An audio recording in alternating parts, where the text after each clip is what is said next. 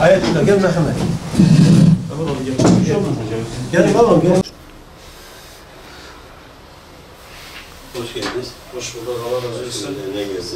Diyarbakır İhvanları olarak yaklaşık bir ay önceden başlatmış olduğumuz İdil ve İnsani Yardım kampanyamızı nihayete erdirmiş bulunmaktayız. Bu kampanya neticesinde gerek Diyarbakır çevresine ve gerekse kendi arkadaş çevremizde çok ciddi anlamda bir çalışma yaparak ve ciddi anlamda halkımızın da teveccühünü alarak bir miktar yardım kampanyasında bir miktar yardım toplandık ve bunu inşallah sizler aracılığıyla İdil'deki Müslüman kardeşlerimize ulaştırmak için buraya geldik. Bu anlamda 94.000 TL'lik bir yardım topladık ve bunu yaşam alanlarındaki sıkıntılardan dolayı 30 adet acil yaşam evi, ondan sonra soba, un, battaniye ve bot yardımlarından kullanmak üzere inşallah size takdim etmek istiyoruz. Allah sizden razı olsun. Bu alanda İHA olarak sizleri tebrik ediyoruz. Hayra sizler de bir ara aracılık yaptınız ve İhvanlar camiasına da bu alanda ciddi şekilde bu konuda kardeşlerin, arkadaşlarımızın yardımları oldu. İnşallah bu takdim etmek için siz ziyaret bulunuyoruz. Allah sizden razı olsun. Bu erdemli çalışmanızdan dolayı adıma ve yönetim adına size çok çok teşekkür ederim. İhvanlara.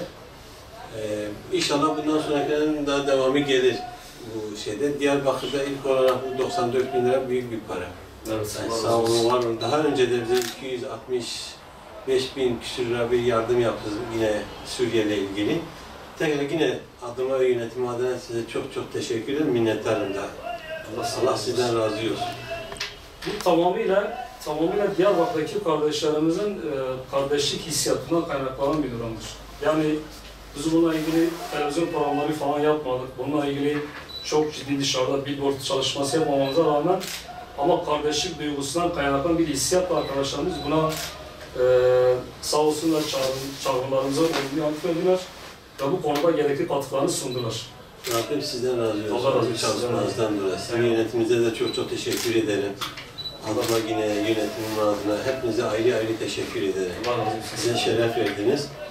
İyi ki varsınız. Yani Diyarbakır'da böyle bir İhvanlar'ın yardım kampanyasında İHA'ya, bölgedeki mazlum insanlara destek verdiği için de çok teşekkür ederim. Allah razı olsun. Diyarbakır İlim, Ahlak ve Kardeşlik Derneği olan İhvanlar adına 2011 yılından beri Suriye'de devam etmekte olan insani ve dram gerçekten bir Müslüman olarak hepimizi derinden etkilemişiz ta ilk günden beri. Ve dernek olarak da 2011 yılından beri aslında her yıl kendi çabalarımızla, kendi çapımızda elimizden geldiği kadar yardımda bulunma gibi bir çalışmalarımız var. Her sene de yapıyoruz aslında. Her sene bunu yapıyoruz. Bu sene tabii savaşın 9. yılı ve mağduriyet giderek arttı ve İdlib özellikle Suriye Savaşı'nın belki en böyle can alıcı bir noktasıdır.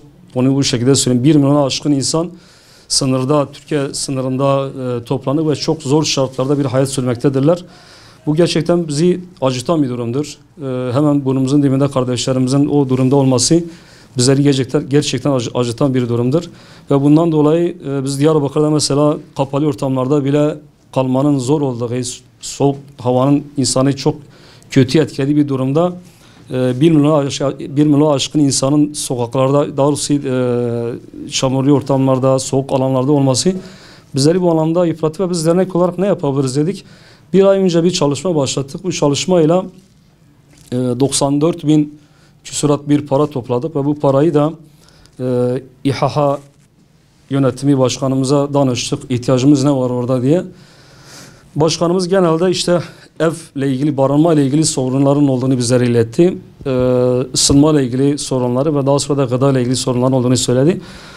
Buna yönelik çalışmada işte 30 adet ev İHA'nın projesinde acil yaşam evi dediğine bir projeler çok takdir ettiğimiz bir projedir. 30 adet ev ücret parası topladık. Ondan sonra geri kalan parayla da işte undur, sobadır, kömürdür, battaniye ve bot şeklinde bir taksimle bunları başkanımıza inşallah takdim ediyoruz. Evet, Allah razı olsun.